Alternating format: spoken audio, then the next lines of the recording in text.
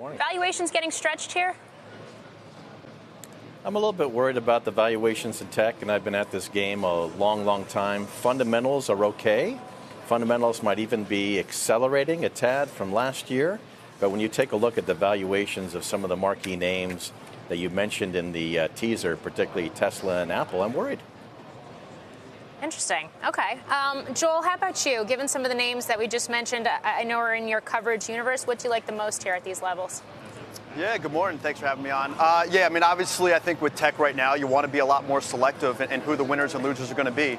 I think Apple's getting a little bit stretched to the upside. We still at Wedbush love it, but a stock that's gone from 13 times to 24 times in the span of 12 months is getting a little bit rich. And I personally think that the 5G hype could get a little bit ahead of itself, especially as 5G as a utility is still a little bit limited in the foreseeable future.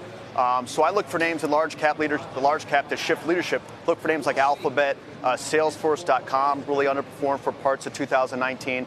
So I think you're just going to see a mix. Fundamentals are still solid, but end of the day, we're still in the midst of the fourth industrial revolution, and tech's at the forefront. Paul, how much do you think Google Cloud matters to Alphabet's valuation from here? You know, as we go through time, I think it's going to matter more, and it looks under its most recent leadership that the company is finally putting some pretty aggressive sales and marketing behind it. You know, right now it's not that big. As long as they continue to gain some share, I think in future years they're going to have to gain more share to keep the valuation going. But as of now, we do know that AWS is huge, and AWS is still about 2 times the size of everybody else. And Microsoft, I expect to be the biggest share gainer in that cloud space, at least in 2020. Yeah, Paul, today Credit Suisse goes to 180 on Microsoft. They see cloud revenue going to 100 billion in 5 years. I mean, explain to viewers who has pole position right now in cloud, and do you see that changing over the next, say, 2 years? I think what happens is, in this particular space within technology, that the strong get stronger. So as we go through time, I expect AWS to continue to lose share, but because they were the pioneer in this space, they have a whole lot of share to give. So it's AWS, it's Microsoft, it's Google, not necessarily today, but tomorrow, and also, believe it or not, on the worldwide stage, it's Alibaba. Now, those companies will continue to take share, particularly for some of the yesteryear, 80s, 90s styles tech companies like Oracle and IBM. Joel, I want to get your thoughts in a week where healthcare is very much in focus with the JPM conference and everyone converging on San Francisco. You got this big feature story in the Wall Street Journal about Google's ongoing push into healthcare as well. How big is the opportunity there? And in terms of the different tech companies that are pushing into it, who's in the lead? Yeah, I mean, there's no secret. I mean, Apple and Tim Cook have made a big push and a focus on healthcare as part of some of their services. Google's going to be at the forefront as well, and we know that the leaders in China have done similar.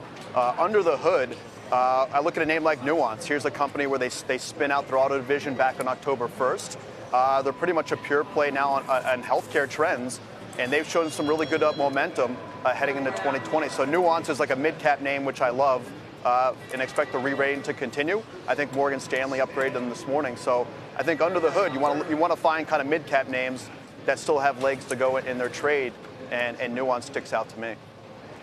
Joel, let's say you're queasy about tech at these heights, but you still like it. Where do you hide? What's stable, perhaps not super high growth, but something where you think if things do turn down, it'll turn down less or even continue to hold up stock-wise? Yeah, I mean, I think names with more defensive characteristics.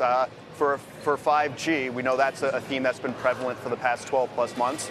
You want to look towards the testing side of things. So a company out of the UK this morning, Spirent, they had a really bullish update. So I like the testing side of the 5G trade. So whether it's Teradyne, Viavi, Keysight, those are 3 clear-cut winners in my opinion. And then you have the towers as well. More 5G devices will lead to more data usage, which in turn will lead to kind of site densification. So names like American Tower, SBAC, Crown Castle, I think those are names you could sleep at night.